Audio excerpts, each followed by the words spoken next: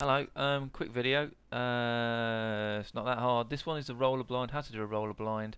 What we need to do, we need to be able to roll up the roller blind, not distorting the texture that's on the roller blind, and then we're going to go and fit it in to a photographic scene using combustion. So we're going to use corner pinning to corner pin it.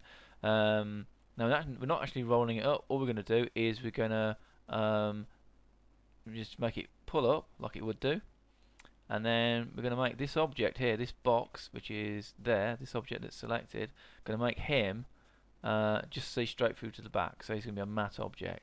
So with him selected, press P for properties, he's a matte object. If you're on your render tab, matte object, okay, tick that, and we're rocking and rolling with that. That's cool.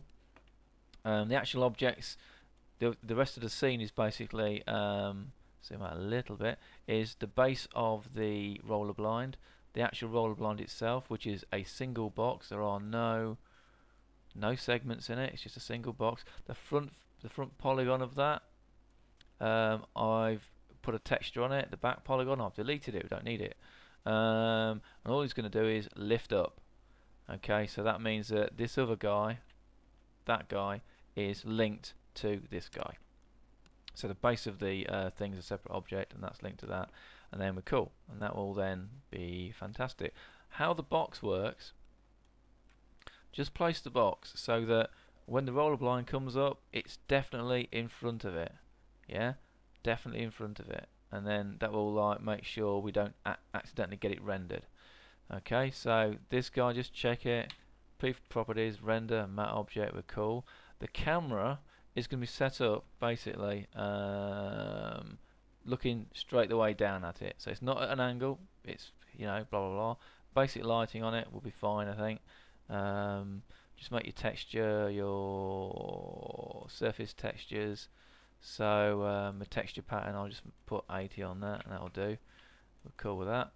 And then how we're looking at that, we're just being cool, and then that's it. So my camera in this view, yeah, all I'm going to do is lift it up, and we're cool. Now I could have sort of cheated this and just moved the whole thing, or moved the camera so this crops off right at the top, and that would sort of make it work as well. But you know, a matte object ain't exactly impossible to make. It's like, it's a box. How hard's that? Not that hard. That's answering that question. And there you go. So what we need to do now is, for these blinds, render these out as PNG sequences. So in render globals output, the type of output you choose is save the RGB, and the type of thing you're going to save file type is lightwave _ PNG32. That means it takes an alpha channel with it. Okay, and then when you go and render this out, so we render this out, blah blah blah. So we're up to there, and we go and hit render current frame, hit continue. What we end up with is, here's my render. The top of this thing is hidden. If we look at the alpha channel, yeah, it's definitely hidden. So we'll bring that in, we'll corner pin it, we're cool. Simple as that. The only other thing I'd add on this, the actual animation, depending on how long you want this to take to happen. If you're running at whatever you're going to run your flash file at in the end of the day, you need to work out how long this needs to work, and then go to graph editor. So we've got the animation working, so it's 0 to 50.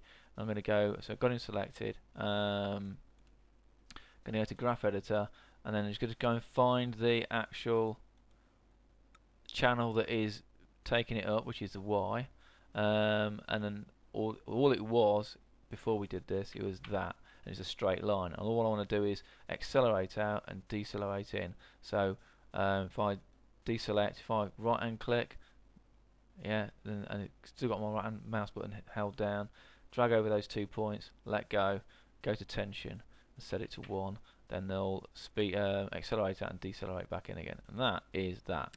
Then you go and render those out, and then we throw this into combustion. If you've got a window that's got several of these things at once, you could put them all together and just render all that out at once. You could do that, definitely can do that. But I would also render one of these out separately as well, depending on how your windows are looking. So when you turn it with a load of PNG files in different folders, you know exactly what you're looking at, and we're good to go. and that's it. So yeah, that's it. Catch you in a bit. See ya.